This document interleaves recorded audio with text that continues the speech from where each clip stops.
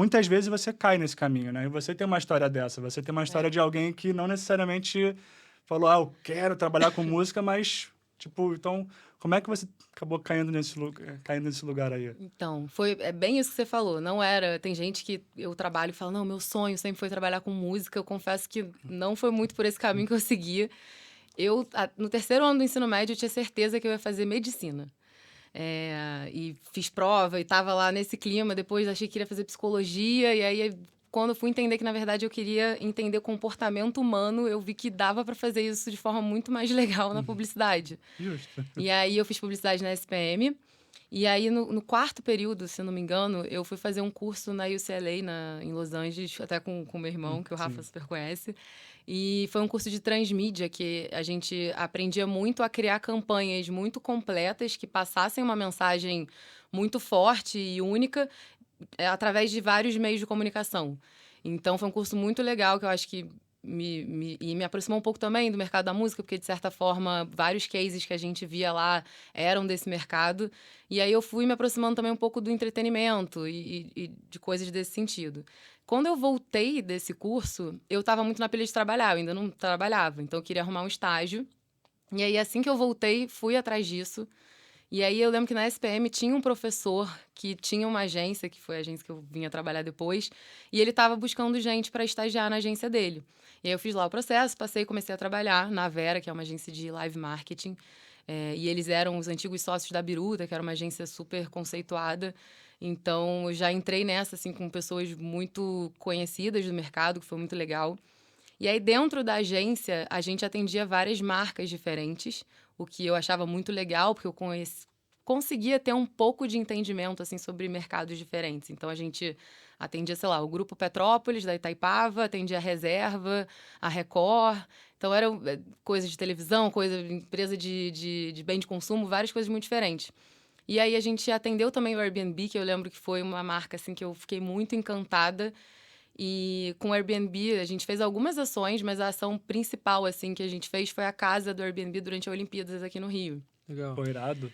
E foi um projeto que aí eu acho que talvez foi aí que eu comecei a também entrar um pouco mais, que chegou pra gente, assim, faltando um mês pra Olimpíada. E eles falaram, cara, a gente precisa em 2 dias ter um projeto de uma casa no Rio e a gente quer que vocês executem isso. Nunca é tranquilo, né? Tipo, No, nunca...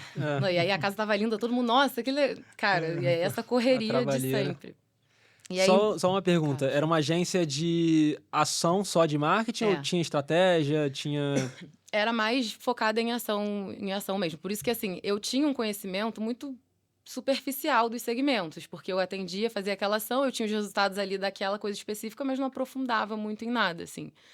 E aí, esse caso do Airbnb foi muito legal, porque chegou, assim, foi tudo muito rápido, a gente fez toda a conceituação do projeto e criação de programação. A casa tinha uma programação, foram 2 semanas, todo dia tinha uma programação diferente. A gente levou alguns músicos, aí teve um dia que teve aula de brigadeiro para os gringos. Então, foi muito legal, assim. E aí a gente apresentou para o time de São Francisco, de São Paulo, veio todo mundo para cá. Foi uma experiência, assim, muito legal, que eu comecei a talvez... Porque eu tive que entrar mais na produção, acho que nesse projeto. Antes eu ficava muito, assim, no planejamento. E como esse chegou em cima da hora, faltando um mês para a Olimpíada, a gente já estava com vários outros projetos gigantes rodando e a equipe de produção já estava toda dividida para esses projetos. Então, claro que com a ajuda de uma equipe de produção, que eu não toquei isso nada sozinha, óbvio, mas o projeto meio que ficou comigo, assim. Então, acho que ali eu também já dei e trocava com muita galera ali da música, que a gente chamava para conversar e tal. E aí, logo depois dessa casa, eu fiquei mais um tempinho lá e aí fui para São Livre, que é onde eu tô até hoje. Vai fazer 7 anos agora Muito tempo. em junho, julho. E você entrou no começo, você estudava ainda ou você já estava formada, já Não, entrou? já estava formada quando eu entrei. E eu até esqueci de falar que na agência a gente também fazia evento proprietário. Então o Camarote Rio, por exemplo, foi um projeto que a gente criou lá dentro, que foi o primeiro camarote a ter venda de ingresso na Sapucaí, né? Antes era só aqueles camarotes para convidados e tal. Sim. E aí veio a Tardezinha, que foi um projeto que surgiu lá da agência, era a Vera junto com mais 2 agências e a equipe do Tiaguinho. E eu até lembro que na época a gente pensando em nome, não sei o que, vieram com Tardezinha. Ninguém tá vendo, eu espero que não vai ouvir isso que eu vou falar, mas Eu lembro que eu achei eu falei, cara, que nome é esse? Nem existe, é Tardim. Eu fiquei meio assim, do tipo... E aí eu acalei minha boca, o nome explodiu, é um fenômeno. E o pior que Eu acho sempre que é acreditei muito ótimo, no projeto, é tá? É ótimo. importante dizer isso. Mas é porque eu acho que você, de repente, já conheceu com Sim, esse nome. sim, Imagina sim, num sim. brainstorm, você tá ali, aí vem Tardezinha, você fica, cara, será? Não sei. Mas todo brainstorm sai umas ideias que, cara, e às vezes até vai a ideia que, tipo... Que a Exatamente. gente não espera, né? Eu acho engraçado porque eles não têm... Até na música também, sempre, quando você trabalha com o público, você nunca sabe o que vai dar certo. Você pode apostar, botar sua mão no fogo que aquilo vai dar certo É. e não é aquilo que vai dar certo necessariamente. Às vezes você aposta num negócio e não dá em nada. Exatamente, e faz parte. É exatamente isso que é a nossa rotina. Mas, continuando, então você entrou na Ação Livre e já, tipo assim, você já era head de marketing ou você... Não. Tipo, você teve um caminho que você seguiu, porque hoje em dia você... Qual é a sua posição? É head, né? Você, Gerente tipo, de gerente de marketing. marketing, Então, você seguiu um caminho até chegar aí, né? eu entrei como analista e eu lembro que era muito diferente, assim. Eu entrei em 2017.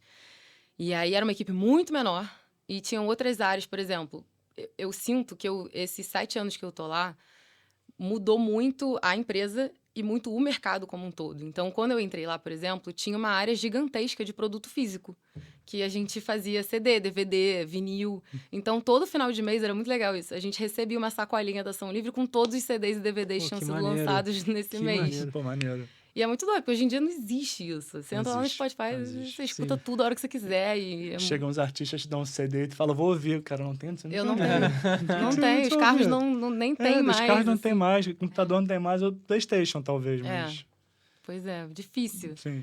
Então mudou pra caramba. E aí a área de digital comercial, que hoje em dia é uma área enorme, que é a galera que tá em contato ali com as plataformas, né, de streaming, áudio e vídeo também. Então, Spotify, Deezer, Apple, Amazon, YouTube. Então, tem uma equipe que fica o tempo inteiro olhando para isso e fazendo contato com essas plataformas, essa interface da plataforma com a gravadora, pra gente estar sempre muito atualizado, porque Sim. isso é muito doido, assim. E são 7 anos, mas... Sei lá, semana passada a gente teve uma reunião que vieram novas informações de boas práticas do YouTube, Sim. por exemplo. Que numa reunião semana passada eu falei um negócio, eu já vou ter que marcar outra reunião agora com o artista pra falar, ó, mudou isso aqui assim. Então é muito dinâmico, eu acho. Eu acho isso muito legal até para falar que é a realidade, tipo, você falou, de 7 anos para cá mudou muito. E mudou. O mercado da música mudou, assim, tremendamente. Eu lembro que em 2019, antes da pandemia, eu fui numa CIM em São Paulo e eles falavam que o mercado da música não parava de crescer.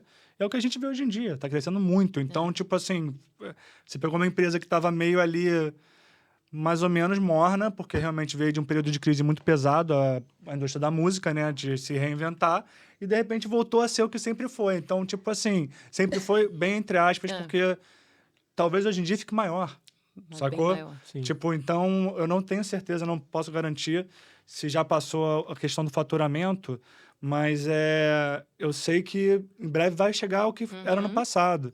E, além disso, uma outra coisa interessante que você falou também, que essa questão da rede social, é que, cara, desde que abriu o YouTube, o Instagram, todos 6 meses muda o algoritmo. Então, de 6 meses tem que mudar tudo. Exato. Mas, ao mesmo tempo, se você é esperto e fica ligado, e é rápido. Tipo, a primeira pessoa que começou a usar o Reels, tenho certeza que, ganhou muito seguidor. Você tem que entender Então, a tendência antes dela Cara, saturar. a galera que entrou no TikTok lá no começo de 2020 e, conseguiu 60, 80 mil...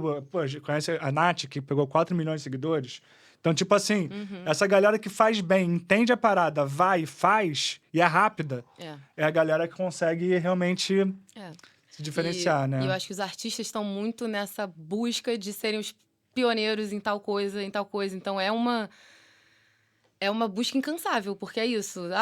Fui o primeiro nisso, mas agora tem esses 1 bilhão de coisas aqui que você pode ou não ser o primeiro. Sim, Então, sim.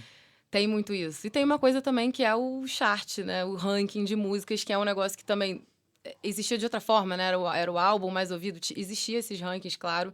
Mas hoje em dia tem um ranking ali das plataformas, do Spotify, da Amazon, da Deezer, que você entra lá e você consegue ver todo dia, acompanhar e saber qual música está em primeiro, qual que está em terceiro, quantos streams ela fez naquele dia. Então, isso também gera uma certa ansiedade Demais. no artista de... Muito. Não, eu não sei quem tá na minha frente, eu tenho que... E na gente também, claro, em todo mundo que trabalha com isso.